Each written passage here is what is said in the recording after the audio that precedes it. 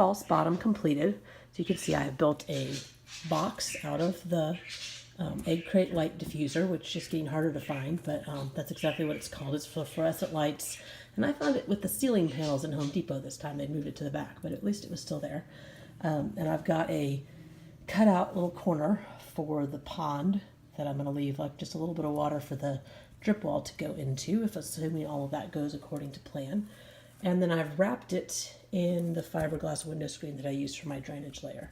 And most of it, I have zip tied the structure together itself, and I've zip tied the window screen to the structure as well.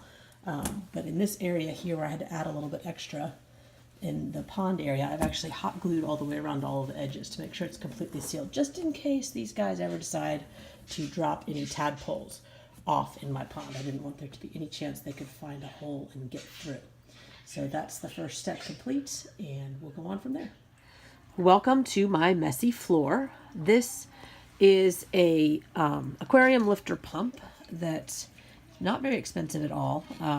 And I guess why these are not more commonly used on the market is that you have to wire them to the power supply yourself. However, this particular company actually sells this little, it's like $7 or $8 pump as a kit that comes with the board with these silicone rings that you can use to attach the pump to the board so that it helps cushion the vibrations. And it comes with the wire and the 12-volt adapter. I have absolutely no electrical experience, but the little piece that you plug the adapter into, so you don't have to cut the adapter apart and wire it together, and even this little insulating these little insulating tubes to slide over the end, which I'm still going to tape with electrical tape here in a second. I just wanted to show you this because I could not find a video of someone assembling one of these. I'm sure it's got to be out there, but I couldn't find it. But it's not that difficult. This kit included a few little helpful hints, like this red dot painted on the, and maybe the pump comes like that by itself even when you order it. I don't know because I ordered the kit. It comes with a red dot painted there. So I deduced that that was where the red wire went and attached those together. So all you had to do was divide the wire and strip it. And then it didn't have the same marking on this. So I just held the stripped wire up to the connections until it went on. I was like, well, there's only 3 things. I think this is an unused ground, is my theory on that. But again, no electrical experience. So I've got the red wire to the left side and the black wire to the right side of this. And then when it's plugged in, it's going to be noisy because there's no water running through it. And these pumps are always noisier when there's no water running through it. When I plug my adapter into the wall, it comes on. Now, if this is insanely noisy, I will maybe be using this on my tank after all, but I'm going to go plug it in over there after I tape all these connections down, and we will see how that goes.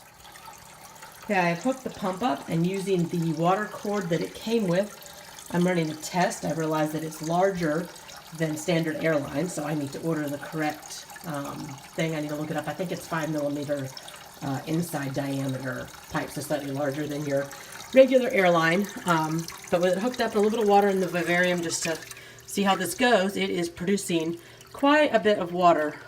It'll lose a little bit because I'm going to set it up to be a drip wall over here after I do a cork mosaic on this side. But I'm pretty sure that I can either set it up nicely to do some kind of waterfall or drip wall thing. I will figure that out when I get the rest of the design figured out for that side. But I could literally like clean my cork off over here with this.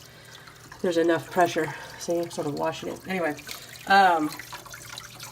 so yeah, so that is pretty good, and I'm pretty happy with the amount of noise it's making. There's a hum you can probably hear, especially if I move you all closer. That's not going to be its final place either. I was just testing it before I made anything permanent. And this is the general layout that I'm going to be doing for this vivarium. I'm going to foam this cork tube in up here, so a little bit of the black pond foam, but otherwise I'm going to be doing pretty much mostly cork mosaic. Some smaller pieces over here so that I can grow some mosses and some java fern and things like that on what will be some drip wall area coming down here into the pond. And then these larger cork pieces I'm going to silicone to the back wall with a few other smaller pieces, and I'm going to raise them up a little bit to account for the substrate. And so I'll have a cork mosaic over here, but it'll be mostly like these larger cork pieces that'll be taking up the bulk of the visual space in the back. So, and then the tube, the driftwood, I will foam around the bottom to attach it to the false bottom. So I'll lose a little bit of height here because the substrate will come up to about here on this, but that way it can't be tipped over and will be held in place unless I can wedge it effectively enough underneath the cork bark. I'll probably end up foaming it.